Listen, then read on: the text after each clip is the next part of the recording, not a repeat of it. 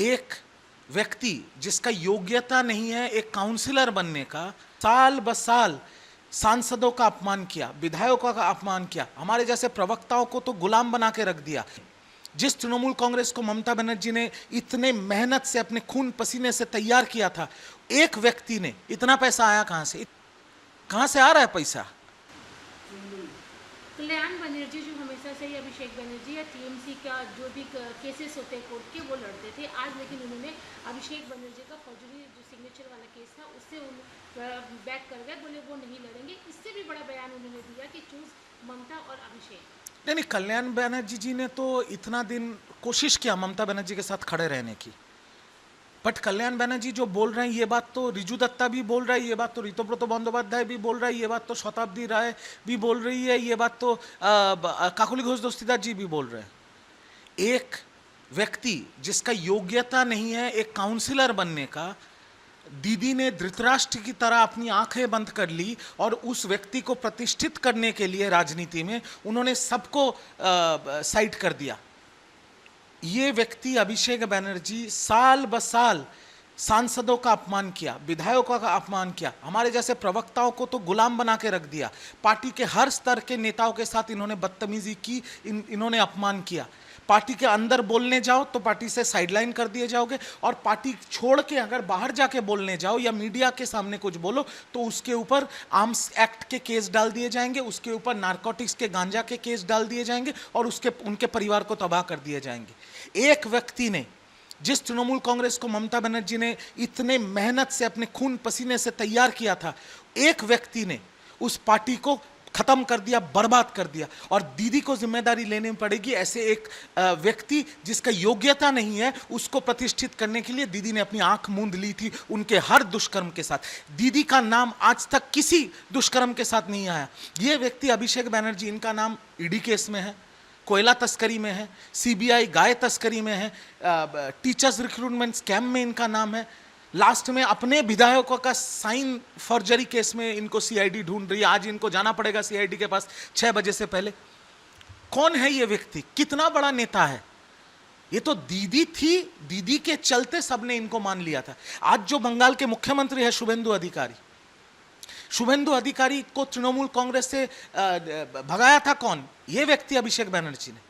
शुभेंदु अधिकारी जी का क्या गलती था? वो तो हमारे यूथ पे, हमने जब पार्टी करना शुरू किया था तब हमारे यूथ प्रेसिडेंट थे शुभेंदु अधिकारी, उनको भगाया गया पार्टी से। आज के कैबिनेट मिनिस्टर तापस राय को इसी व्यक्ति ने निकाला, आज का कैबिनेट मिनिस्टर निशित प्रामाणिक को इसी व्यक्ति ने निकाला। हम और निशित एक साथ यूथ कांग्रेस करते थे। एक व्यक्ति ने पूरा पार्टी को खत्म कर दिया, पार्टी का नाम बदनाम कर दिया, पार्टी का इज्जत मिट्टी में मिला दिया। सिर्फ पैसा पैसा पैसा पैसा पैसा। अभी इनके साथ जो होगा वो होगा। आगे आने वाले दिन में इस व्यक्ति का भविष्य अच्छा नहीं है। ये जो युवराज अभी युवराज को चक्की पीसने का टाइम आ गया है। देखा जा रहा है कि जिस तरह से सारे एमपीज एमएलए अलग हो रहे हैं टीएमसी से, अपने ब्लॉक बना रहे हैं, 20 सांसदों का दल तो एनडीए को सपोर्ट करने के लिए भी जा रहा है। शायोनी घोष जैसी जो कि हमेशा बीजेपी के अगेंस्ट बोलती थी, वो भी इस लिस्ट में शायद शामिल है। ऐसा बोला जा रहा है कि वो भी है इसमें। क्या देखते हैं इस सीन को देखकर? 19 सांसदों का लिस्ट सामने आया है। जो लिस्ट मेरे पास भी है उसमें शायोनी घोष ने साइन किया है। और पिछले दिन शाम को केंद्रीय मंत्री भूपेंद्र यादव जी के घर पे बंगाल के मुख्यमंत्री शुभेंदु अधिकारी जी के उपस्थिति में शायोनी घोष, माला राय और 2 और सांसदों का बैठक हुआ है। तो ये कोई छुपाया हुआ बात नहीं है, ये बात सबको पता है। और आज सुबह हावड़ा के 3 बार के सांसद प्रसून बैनर्जी जी ने भी उस लिस्ट में साइन कर लिया है। 3 राज्यसभा के सांसद ने इस्तीफा दे दिया है। आज सुबह प्रकाश चिक बरैक ने दिया है। और मैं एएनआई के सामने बोल रहा हूं, और 4 राज्यसभा के सांसद इस्तीफा देंगे, जिनमें दोनों ने तो अपना मन बना लिया और 2 सोच रहे हैं, अपने परिवार के साथ बात कर रहे हैं। ब्रीच ऑफ ट्रस्ट हो जाएगा, इसलिए नाम मैं नहीं बता रहा हूं। ये पार्टी खत्म हो गई है, पार्टी खत्म हो गई है। और इस पार्टी का इस हाल के लिए जिम्मेदार सिर्फ एक व्यक्ति है, जिसका नाम है अभिषेक बनर्जी। और ममता बनर्जी जी को जिम्मेदारी लेनी पड़ेगी कि उन्होंने क्यों धृतराष्ट्र की तरह अपना आंख मूंद करके इस व्यक्ति जिसका योग्यता नहीं है इसको प्रतिष्ठित करने के लिए पूरी पार्टी को खत्म कर दिया। अभी ये तक चर्चा चल रही है कि शायद टीएमसी कांग्रेस के साथ में मर्ज कर जाएगी। नहीं, बोलिए।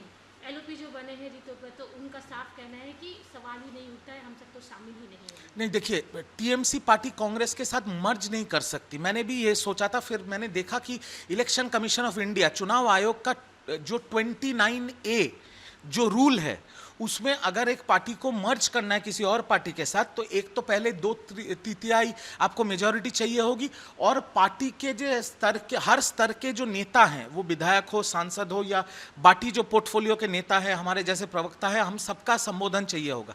अभी ममता दीदी चाहने से तो मर्ज नहीं होगी, क्योंकि मर्ज करने के लिए आपको, आपके पास सांसद अभी है नहीं। 29 सांसद में 20 सांसद आपके खिलाफ चले गए, 80 विधायक में से 64 विधायक आपके खिलाफ है, और भी नंबर बढ़ रहे हैं।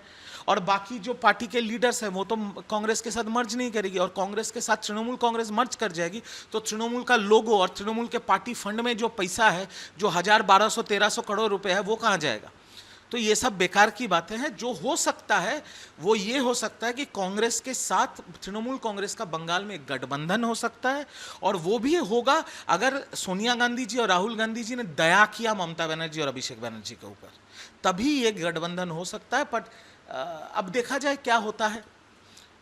अब राज्य में अगर टीएमसी की बात करें, विधानसभा में एक गुट जो बन गया है, ऋतुव्रत का एलओपी भी बन गए हैं, वो 64 विधायक उनके साथ आ चुके हैं, और संख्या बढ़ेगी, ये दावा है ऋतुव्रत का।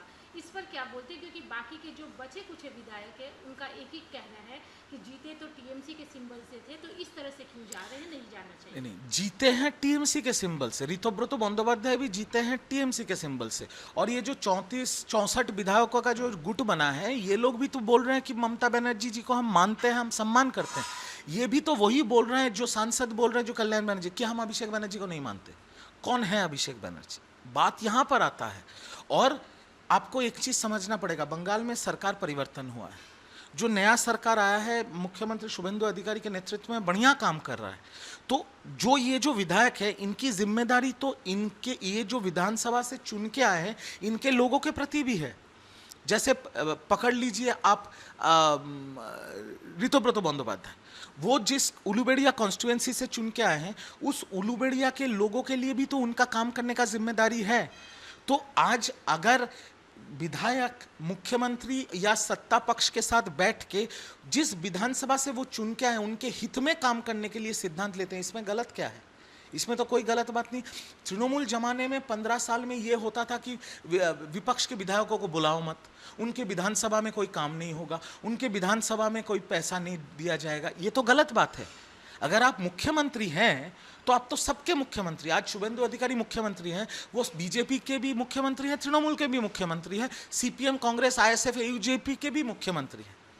तो काम के हित के लिए, बंगाल के हित के लिए, बंगाल के डेवलपमेंट के हित के लिए जो करना होगा, अगर जो चुने हुए विधायक है, अगर वो काम करते हैं तो वो सही है।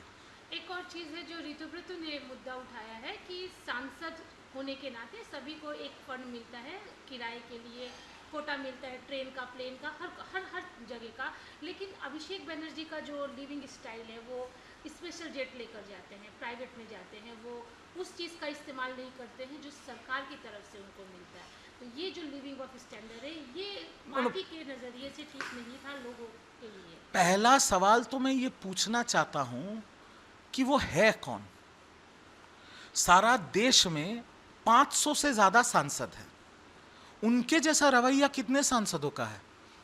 जब तृणमूल सत्ता में थी, 22 गाड़ियों की convoy, Z+ blue book category security. क्यों भाई, आप कौन हैं? उसके बाद सत्ता चली गई, मतलब रस्सी जल गई, बल नहीं टूटा, दिल्ली जा रहे हैं चार्टर्ड फ्लाइट में। क्यों? आपको ये लगता है कि आप उनको तो बिजनेस क्लास टिकट मिलता है, आप एयर इंडिया का बिजनेस क्लास टिकट में जाएंगे तो आपके ऊपर अंडा थेरेपी प्लेन के अंदर ही चल जाएगा? इतना डर है तो राजनीति क्यों कर रहे हैं? आज उनको त्रिपुरा कोर्ट से नोटिस आया है, सीआईडी का नोटिस है। मेरे को तो सुनाई ये भी दिया है कि कॉरपोरेशन आने वाले दिनों में उनका शांतिनिकेतन का बिल्डिंग तोड़ने वाला है, जहां पर अवैध निर्माण हुआ है। तो सारी गलतियां आप करेंगे। गाय तस्करी में आपका नाम, कोयला तस्करी में आपका नाम, शिक्षा जो स्कैम हुआ था, शिक्षा भ्रष्टाचार जो हुआ था, उसमें आपका नाम, अपने पार्टी के विधायकों का साइन आप नकल करते हैं, आप फॉर्जरी करते हैं, उसमें आपका नाम, मतलब जितना गलत चीज है उसमें आपका नाम है। ममता दीदी का तो नाम नहीं आ रहा है ये सब चीजों में। आपने सब गलत किया, आपने पार्टी को खत्म कर दिया, आपने पार्टी को बेच दिया, उसके बाद पार्टी हार गई, बंगाल की जनता ने आपसे मुंह फेर लिया, बंगाल की जनता आपको देखेंगे तो एक थेरेपी देने के लिए तैयार हैं, और आप चार्टर्ड फ्लाइट लेके घूम रहे हैं। कौन है कौन आप? और ये पैसा कहां से आ रहा है? सवाल ये सबसे बड़ा सवाल है कि पैसा कहां से रहा है, इतना पैसा कहां से आ रहा है। मैंने तो सुना है उनका एक फुटबॉल क्लब भी है, जिसके ऊपर मेरे पास खबर है, डायमंड हार्बर फुटबॉल क्लब, उसके ऊपर अभी कुछ ही दिनों में ईडी होने वाला है। मेरे पास, मैं आपको एएनआई को ब्रेकिंग न्यूज़ दे रहा हूँ, कुछ ही दिनों में डायमंड हार्बर फुटबॉल के क्लब के ऊपर ईडी तफ्तीश करेगी, एनफोर्समेंट डायरेक्टर तफ्तीश करेगी। इतना पैसा आया कहाँ से? इतने स्पॉन्सर्स आए कहाँ से? कहाँ से आ रहा है पैसा? चार्टर फ्लाइट कहाँ से हो रहा है? जब विधानसभा का प्रचार चल रहा था, 2-2, 3-3 हेलीकॉप्टर कहाँ से? जांच इस पे होनी चाहिए कि पैसा कहाँ से आ रहा है और पैसा दे कौन रहा है। কি রে, তোর বেশ র্যাশ হয়েছে দেখছি। হ্যাঁ রে, কি করব বলতো, র্যাশগুলো কিছুতেই কমছে না। অনেক কিছু ইউজ করলাম তবুও কমছে না। আমার মনে হয় তোকে কোনো একজন ভালো ডার্মাটোলজিস্টের কাছে দেখানো উচিত। তুই ঠিক বলেছিস, কিন্তু কোনো ভালো ডার্মাটোলজিস্ট থাকলে একটু সাজেস্ট কর না প্লিজ। এই তোর তো একবার র্যাশ হয়েছিল না, তুই কোথায় দেখিয়েছিলিস? তুই একবার গৌরীদেবী হসপিটালসে দেখাতে পারিস, ওখানে ভালো এক্সপিরিয়েন্স ডার্মাটোলজিস্ট আছে।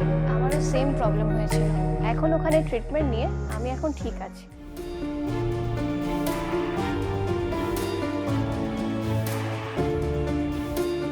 গৌরী দেবী হসপিটাল, রাজবাঁধ, দুর্গাপুর। যোগাযোগ 8001003333, 8001113333।